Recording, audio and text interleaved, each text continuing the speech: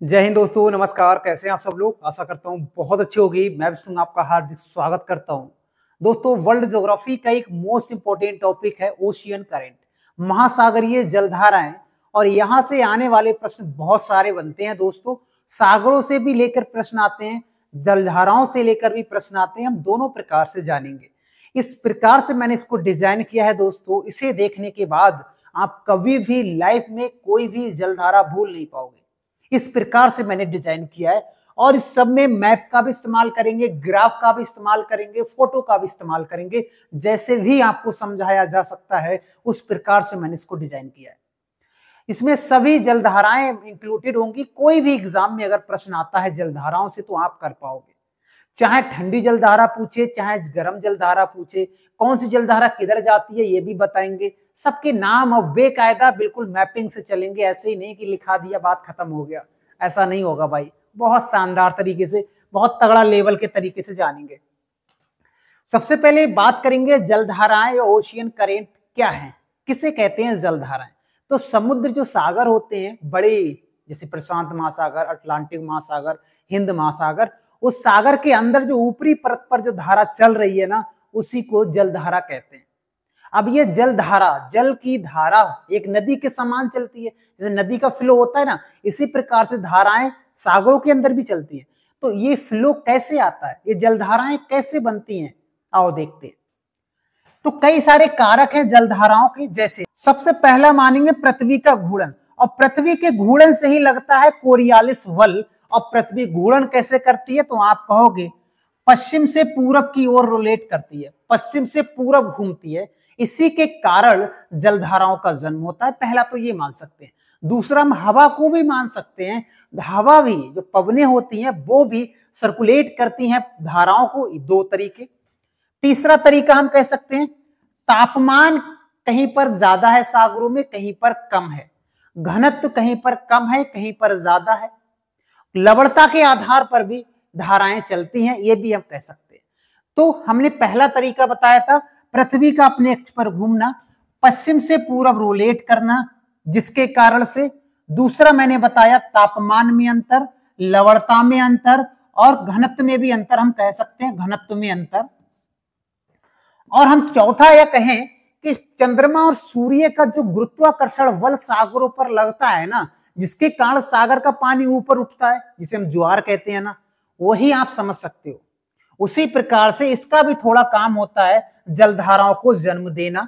एक हम यहाँ पर हवा भी लिख सकते हैं, ठीक है, यहाँ एक हवा भी लिख सकते हैं, ठीक है। तो कहने का मतलब हवा हो गया, कोरियालिस वल हो गया, तापमान में अंतर, लवणता में अंतर, सागरों में की बात कर रहा हूं। सागरों पर चंद्रमा और सूर्य का गुरुत्वाकर्षण बल, पृथ्वी का घूमना, इन सब की वजह से जलधाराओं का जन्म होता है। जलधाराएं दो प्रकार की होती हैं।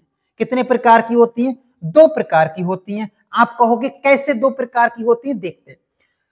बिल्कुल बीचों बीच में ये ग्लोब है, इसके बिल्कुल बीचों बीच की बात करेंगे कि रेखा खींची गई है, जिससे हम कहते हैं 0 डिग्री रेखा या इक्वेटर लाइन या भूमध्य रेखा भी हम इसको कहते हैं, ठीक है। ऊपर वाला हो गया नॉर्थ हेमिस्फीयर, नीचे वाला साउथ हेमिस्फीयर, यानी उत्तरी गोलार्ध, ये दक्षिणी गोलार्ध। तो जितनी पवनें इसके आसपास से निकलेंगी, किसके, भूमध्य रेखा के आसपास से निकलेंगी, यहां से मान लेते ये निकल रही है इस प्रकार से, ये सभी गर्म जलधाराएं होंगी। आप कहोगे सर गर्म जलधाराएं क्यों होंगी? क्योंकि भूमध्य रेखा पर सूर्य की किरणें बहुत ज्यादा पड़ती हैं, और सूर्य की किरणें अधिक पड़ने के कारण यहाँ का जो जल होता है वो गर्म होता है, और यहाँ से जो निकलती हैं पवनें तो वो गर्म जलधाराओं का जन्म देती हैं, उत्पत्ति करती हैं। ये हो गई गर्म जलधाराएं। कहां से? तो विषुवतीय रेखा से, चाहे वो दक्षिण में जाए चाहे उत्तरी पोल पर जाए। ये हम उत्तरी पोल बना देते हैं, ये दक्षिणी पोल बना देते हैं, ठीक है। चाहे पवनें यहां पर आए चाहे पवनें यहां पर आए, तो ये होंगी क्या, हमारा ये गर्म जलधाराएं होंगी। कुछ पवनें यहां से चलती हैं, इस प्रकार से भी चलती हैं। इनको क्या कहेंगे? ये हमारी ठंडी जलधाराएं।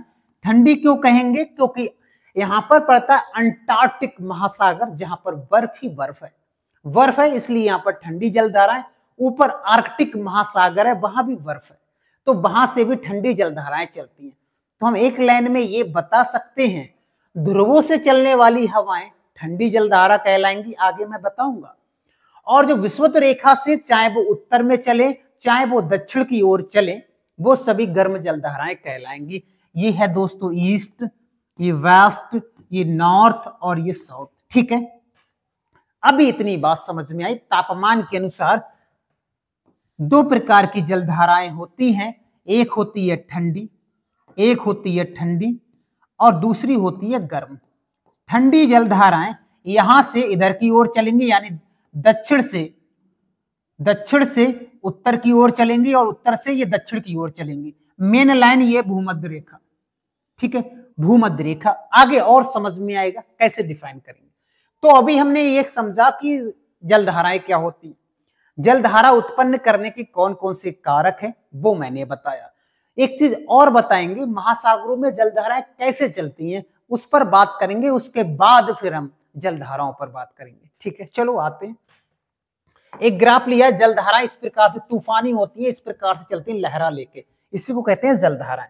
चलो एक मैप बनाते हैं प्यारा सा, उस पर समझने का काम करते हैं। ठीक है, मान लेते हैं मैंने एक बॉक्स बनाया ये, और एक बॉक्स बनाया मैंने ये, दो बॉक्स मैंने बनाए। समझ में आया? मान लेते हैं ये कोई महाद्वीप है, कोई सा भी महाद्वीप है, ये महाद्वीप अफ्रीका मान लेते हैं ना, अफ्रीका मान लेते हैं। इधर मान लेते हैं साउथ अमेरिका कॉन्टिनेंट है, अमेरिका कॉन्टिनेंट मान लेते हैं भैया। ये अफ्रीका है और ये भूमध्य दक्षिण अमेरिका महाद्वीप है, और इसके बीच से मान लेते हैं ये 0 डिग्री रेखा गुजरती है, इसे हम भूमध्य रेखा कहते हैं। अब आपसे 2-3 प्रश्न मैं पूछूंगा, आप पहले ये बताएंगे, जब पृथ्वी का घूर्णन हो रहा है, घूर्णन का मतलब चक्कर लगा रही है, मान लेते हैं आप ट्रेन से चक्कर लगा रहे हैं, ट्रेन पर जा रहे हैं, ट्रेन पर जब आप पूरब की ओर जाओगे, जब आप पूरब की ओर जाओगे तो आपके आमने सामने जो पेड़ पौधे दिखते होंगे वो पश्चिम की साइड चले जाएंगे। आपके सामने मान लिया आप इस तरह से जा रहे हो तो जो वृक्ष पड़ेंगे वो इधर को वापस आते हैं, लेकिन अपोजिट साइड में हम कह सकते हैं। जब पृथ्वी पश्चिम से पूरब की ओर रोलेट कर रही है, यानी पृथ्वी इस प्रकार से रोलेट कर रही है, इस प्रकार से। अब मान लेते हैं इस प्रकार से रोलेट कर रही है, तो जो सागर का पानी है ना, इस प्रकार से जो सागर का पानी है वो भी रोलेट करेगा नहीं करेगा इस दिशा, अपोजिट दिशा में, क्योंकि पृथ्वी इधर को जा रही है, अपोजिट साइड में जल भी सर्कुलेट करेगा, हाँ या ना? तो इसी प्रकार से यहाँ का जो जल होता है वो जल इस तरफ से आएगा, ऐसा नहीं है इधर भी होगा ये। तो ये भूमध्य रेखा के आसपास या समांतर जल की धाराएं चलती हैं, किधर? तो आप कहेंगे वेस्ट की साइड में, क्योंकि ये ईस्ट है और ये वेस्ट है। तो कैसे? ईस्ट से वेस्ट, और हमारी पृथ्वी कैसे घूम रही है? वेस्ट से ईस्ट, तो अपोजिट तो ही चलेगा। तो इसी प्रकार से जलधाराएं चलती हैं, और उसके बाद कोई भी जलधारा यहाँ पर टकराएगी, टकराने के बाद क्या होगा? ये जलधारा इस प्रकार से टर्न ले लेगी, और लास्ट में हम जानेंगे कि जलधारा 2 भागों में बट जाती है, क्योंकि अगर मान लेते हैं यहाँ कोई लैंड एरिया आ गया तो जलधारा इस प्रकार से बटने का काम करती है। आगे इस चीज के बारे में जानेंगे। तो कहने का मतलब अभी इतना समझिएगा, जितनी भी जलधाराएं हैं वो भूमध्य रेखा के पास से ही सर्कुलेट करती हैं, क्योंकि जो पृथ्वी का घूर्णन है वो वेस्ट से ईस्ट है, और जो जलधाराएं हैं वो ईस्ट से वेस्ट की ओर जाएंगी, अपोजिट साइड में। तो यहाँ का जो जल होगा इधर को जाएंगी। ये बात समझ में आ गई। अब हम आते हैं सीधे मुद्दे पर बात करेंगे। ठीक है, चलो सबसे पहले बात करेंगे जलधाराओं को। जलधाराएं कहां पर उत्पन्न होती हैं? तो महासागरों में उत्पन्न होती हैं। तो हमें तो ये जानना है कौन सा महासागर कहां पर है। चलो, ये वाला जो महासागर है ये अटलांटिक महासागर है, इसको समझो। अटलांटिक महासागर के इधर अफ्रीका पड़ता है, इधर साउथ अमेरिका है, इधर साउथ अमेरिका है, यहां पर नॉर्थ अमेरिका है, यहां पर यूरोप है। इसके इस सेट में ये ग्रीनलैंड है, और ये है अटलांटिक महासागर। समझ गए? ये अफ्रीका है, ये ऑस्ट्रेलिया है, ये इंडिया है, और इसके बीच में पड़ता है इंडियन ओशियन, हिंद महासागर। तो इसको हम अलग से देखेंगे। बाकी बचा हुआ ये पार्ट है, ये पूरा ये प्रशांत महासागर है, ये वाला भी और इस तरफ वाला भी, ये प्रशांत महासागर का भाग है। तो हमने केवल अभी महासागर बताए थे, अब हम जलधाराओं की बात करेंगे। सबसे पहले बात करेंगे हम अटलांटिक महासागर की जो जलधाराएं हैं उनकी बात करेंगे अटलांटिक महासागर में। तो अटलांटिक महासागर में देखने से पहले मैं बता दूं, ये अफ्रीका है। ये कौन सा महाद्वीप है? ये अफ्रीका महाद्वीप है। ये यूरोप महाद्वीप है, यूरोप है। और ये हमारा नॉर्थ अमेरिका कॉन्टिनेंट है और ये साउथ अमेरिका कॉन्टिनेंट है। ठीक है, चलो मैंने बताया था जो पवने हैं, जो जलधारा है वो सर्कुलेट करती है ईस्ट टू वेस्ट। क्यों? क्योंकि पृथ्वी के घूर्णन की वजह से। मैंने वही बताया, इधर हमारा ईस्ट है और ये हमारा वेस्ट है। और जो रेखा है ये हमारा भूमध्य रेखा। जो रेखा मैंने ड्रॉ किया है इसका नाम है भूमध्य रेखा, इक्वेटर लाइन या फिर विषुवती रेखा कह सकते हैं। इसके पास से उत्पन्न होती है क्या, क्यों होती है, ये मैंने आपको बताया। होने के बाद ये जो जलधारा है इसे हम बोलते हैं, एक चीज मैं बता देता हूं, यहां पर मैंने कुछ नाम लिखे हैं, जैसे 1 2 3 4 5 6, इनके मैं नाम लिख दूंगा। जैसे इसका नाम है इसका नाम है 1। ये 1 नंबर वाली रेखा है। 1 नंबर का मतलब है उत्तरी विषुवतीय रेखीय धारा कह सकते हैं इसको। और ये और आगे बढ़ती है। आगे बढ़ने के बाद आपको पता है यहाँ पर कई छोटे छोटे आइलैंड है, जिसकी वजह से ये 2 धाराओं में विभक्त हो जाती है। एक धारा इस प्रकार से मैक्सिको की खाड़ी में जाती है। ये क्षेत्र मैक्सिको की खाड़ी है, मैक्सिको की खाड़ी से निकल जाती है इस प्रकार से, और एक धारा इधर घुस जाती है ये वाली। तो इसको अलग अलग नाम से जाना गया है। जैसे कलर चेंज कर लेते हैं, एक है ये हमारा फ्लोरिडा और एक है एंटीलीज। जो चौथे नंबर की है उससे कहते हैं, ये वाली है चौथे नंबर की एंटीलीज, और ये वाली है हमारा तीसरे नंबर की फ्लोरिडा। ये फ्लोरिडा है। आपको अगर फ्लोरिडा क्यों है, क्योंकि ये जो अमेरिका का एक फ्लोरिडा बोल सकते स्टेट है, ये फ्लोरिडा है, यहां पर याद रखेंगे। फ्लोरिडा के आगे ये बढ़ती है। आगे बढ़ने के बाद कलर वही रखते हैं, एक ही कलर रखें ताकि समझने में आसानी हो जाएगी। आगे बढ़ने के बाद ये सीधे प्रवाहित करती है, और प्रवाहित करने के बाद ये 2 धाराओं में विभक्त हो जाती है। एक धारा नॉर्वे के साइड में चली जाती है और एक धारा यहां से इस तरफ में बट जाती है, याद रखेंगे। ठीक है, ये धारा इस प्रकार से हो जाती है। अब इनको अलग अलग नाम से जाना गया है। जैसे ये वाली है, इसे बोलते हैं उत्तरी विषुवतीय धारा। उसके बाद ये धारा और आगे बढ़ती है, इससे बोलते हैं एंटीलीज जलधारा। और ये मतलब मैक्सिको की खाड़ी से होकर निकलती है बाहर की ओर, तो ये हो जाती है मतलब फ्लोरिडा की धारा। फ्लोरिडा की धारा आगे चलकर इसे हम क्या बोलते हैं, इसे गल्फ स्ट्रीम भी कहते हैं। इसे गल्फ स्ट्रीम के नाम से भी जानते हैं। गल्फ स्ट्रीम के बाद ये वाला जो भाग होता है इसे हम कह सकते हैं उत्तरी अटलांटिक धारा भी इसको कहा जाता है। इसे यूरोप का कंबल भी कहते हैं, याद रखेंगे। और आगे चलकर इसे ही कहा जाता है नॉर्वे। क्या कहा जाता है? नॉर्वे की धारा। नॉर्वे की धारा, और नॉर्वे पड़ता है ये वाला क्षेत्र। नॉर्वे कंट्री क्या है? ये वाला कंट्री नॉर्वे ही है, याद रखेंगे। उसके बाद आगे बात करते हैं। ये हो गया ड्रिफ्ट कहते हैं इनको, ड्रिफ्ट। ठीक है, इनको ड्रिफ्ट कहा जाता है, याद रखेंगे। एक एक धारा में अलग अलग विभक्त हो जाती है। ये तो मैंने कुछ जलधाराएं बताई थी, जैसे मैंने नॉर्वे का बता दिया, गल्फ बता दिया, एंटीलीज बता दिया, फ्लोरिडा बता दिया। ये कुछ जलधाराएं मैंने यहाँ पर बता दी। अब हम बात करते हैं सीधे सीधे, ये वाला कलर, ठंडी जलधारा की बात करते हैं।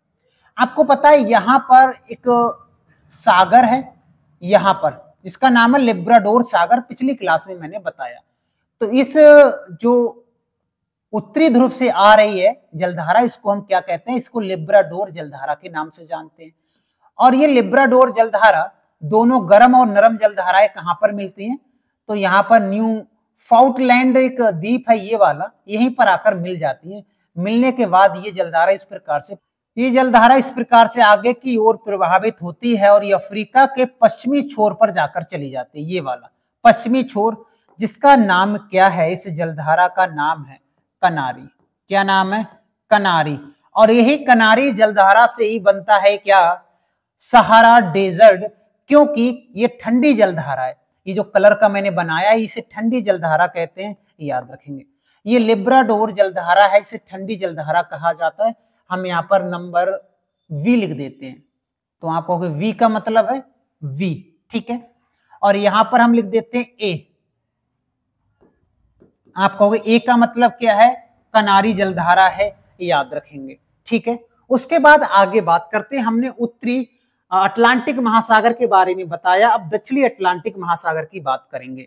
चलिए, तो इसी प्रकार से यहां भी समतल भूमध्य रेखा के समांतर चलती हैं और कुछ जलधाराएं भूमध्य रेखा में इस प्रकार चलने का काम करती हैं कोरियालिस बल के कारण, और कुछ रेखाएं इस प्रकार से आगे की ओर डिवाइड कर जाती हैं इस प्रकार से, ठीक है। और इस रेखा को हम कहते हैं ब्राजील जलधारा, हम नंबर 7 लिख सकते हैं यहां पर, इसको ब्राजीलियन जलधारा के नाम से जानते हैं क्योंकि यहां पर ब्राजील देश पड़ता है, सबसे बड़ा देश है ये साउथ अमेरिका कॉन्टिनेंट का ब्राजील, याद रखेंगे, ठीक है। उसके बाद एक आइलैंड में बना देता हूं यहां पर एक आइलैंड, इसका नाम है फॉकलैंड। क्या नाम है, फॉकलैंड आइलैंड है, याद रखेंगे। और इसी प्रकार से एक रेखा या एक जलधारा इसी प्रकार से फॉकलैंड जलधारा के नाम से जानते हैं, इसको नंबर सी कर देते हैं।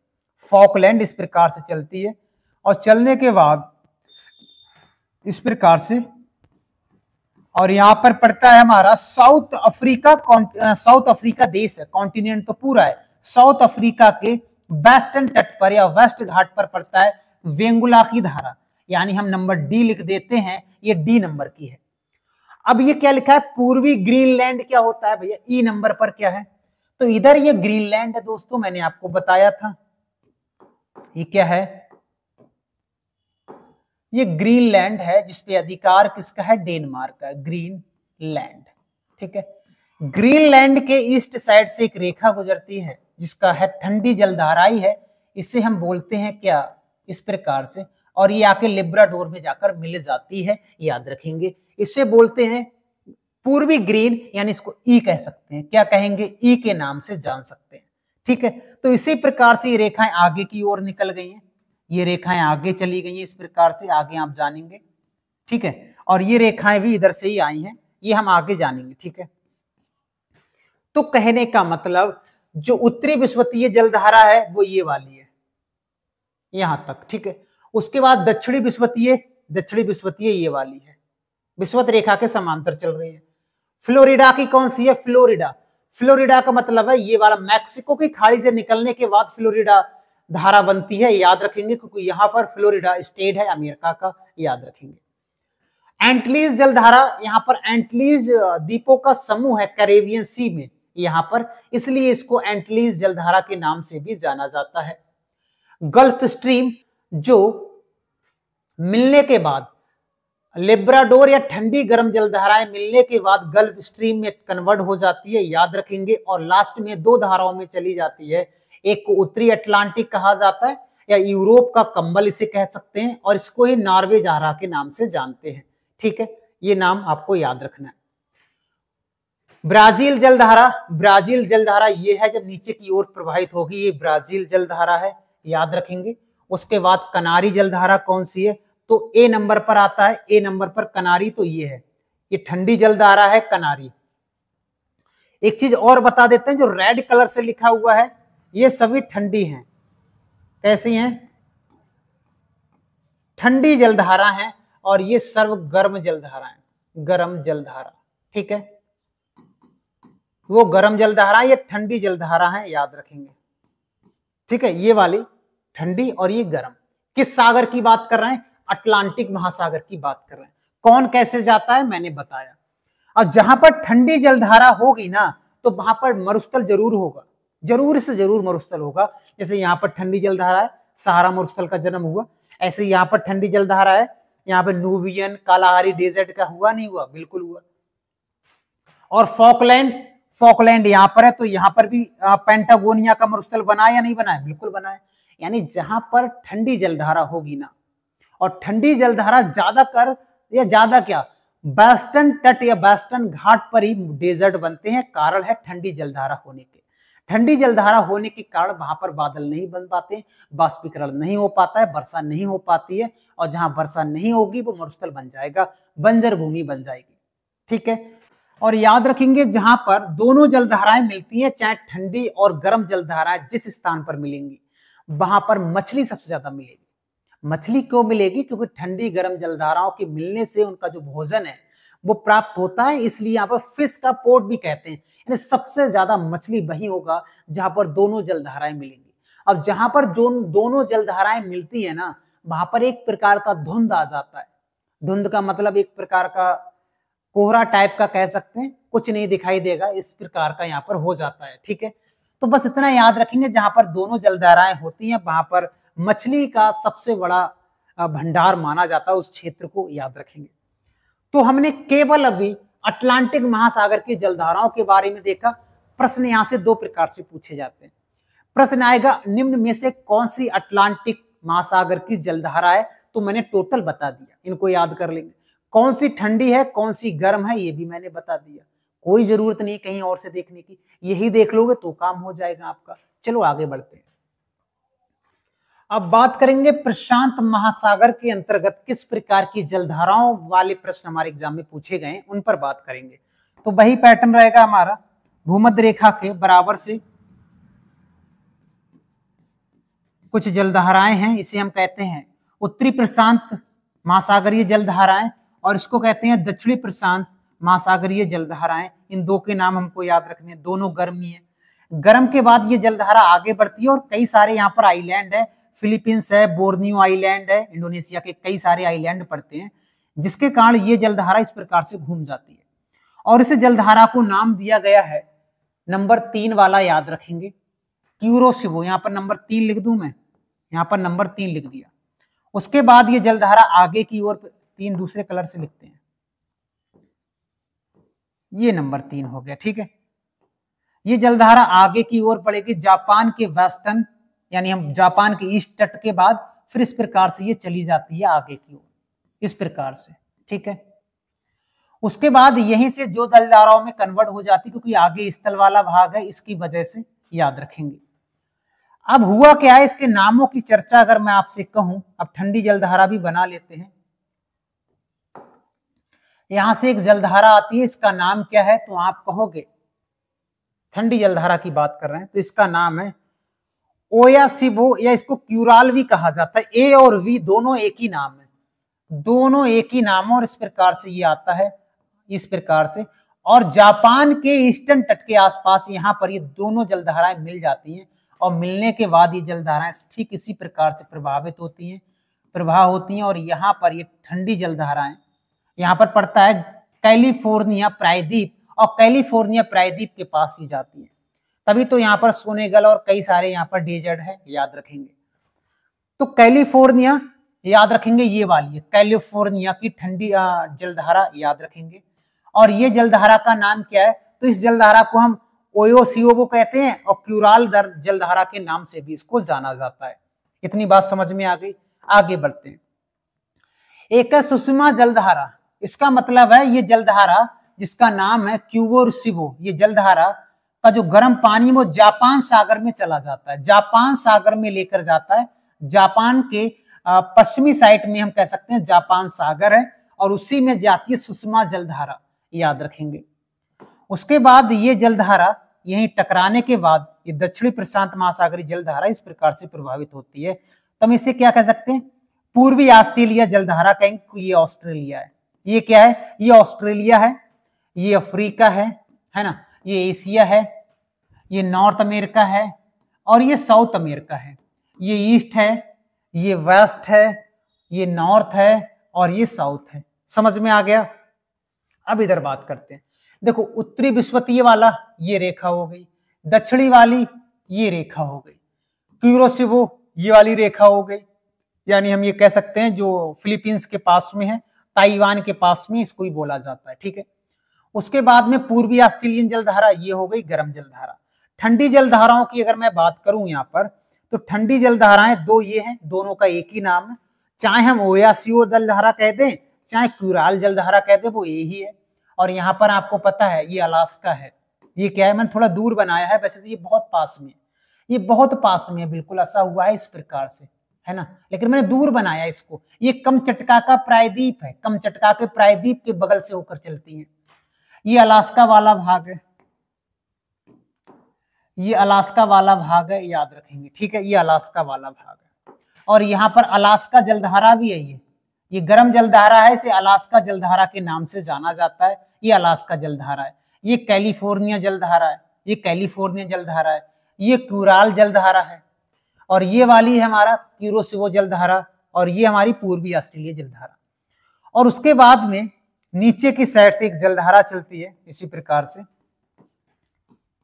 और ये साउथ अफ्रीका के वेस्टर्न की तरफ एक जलधारा है ये वाली, इसे हम हम्बोल्ट की जलधारा या पेरू जलधारा के नाम से जानते हैं। ये ठंडी जलधारा है, जिसकी वजह से एक बड़ा मरुस्थल का जन्म हुआ है, जिसे हम कहते हैं अटकामा डेजर्ट, अटकामा मरुस्थल यहीं पर जन्मा है। या हम इसको चिली भी कह सकते हैं, लेकिन प्रभावित होने वाला तट सबसे ज्यादा पेरू एक देश पड़ता है यहाँ पर, ठीक है। इसकी वजह से यहाँ कैलिफोर्निया की ठंडी जलधारा है, जिसके कारण से यहाँ पर कई सारे डेजर्ट बनते हैं, मैक्सिको और अमेरिका के बॉर्डर पर बनते हैं, हमको याद रखना है, ठीक है। चलो, तो हमने पेरू हम्बोल्ट जलधारा देख लिया, कैलिफोर्निया बता दिया, और ये दो बता दिए। तो हमने प्रशांत महासागर की जलधाराओं के बारे में बताया। ये सभी जो जलधाराएं हैं ये गर्म हैं, और ये जलधाराएं हैं वो ठंडी हैं, ठीक है। याद रखेंगे, ये ठंडी हैं और ये गर्म है। अब हम आगे बात करेंगे हिंद महासागर। अब आप कहोगे सर हिंद महासागर कहाँ पर पड़ता है, तो ये ऑस्ट्रेलिया है भैया, ये ऑस्ट्रेलिया है, ये इंडिया है, यानी एशिया भी कह सकते हैं ना, और ये अफ्रीका है, ये अफ्रीका है भैया, ठीक है। सेम वही पैटर्न है भाई, इसी प्रकार से जलधाराएं आती हैं, लेकिन कुछ खास नहीं है। इस प्रकार टकराने के बाद वापस आती हैं और इस प्रकार से घूमती रहती हैं, ठीक है। यहाँ पर कोई खास चीज देखने को नहीं मिलती है। याद रखेंगे, जो भूमध्य रेखा के समांतर बहती हैं और अफ्रीका के ईस्टर्न तट पर, और ये जो तट, ये एक आइलैंड है जिसका नाम है मेडागास्कर। मेडागास्कर के अंदर से जो जलधारा गुजरती है और एक बाहर से जलधारा गुजरती है, दोनों में अंतर है भाई। दोनों के नाम हमको याद रखने, जो अंदर से गुजरती है वो 2 नंबर है, और जो इसका कहते हैं मेडागास्कर। मेडागास्कर, इसका नाम लिखा नहीं है, मैं लिख देता हूं, मेडागास्कर। और ये है हमारा, इसे मोजाम्बिक चैनल के नाम से जानते हैं।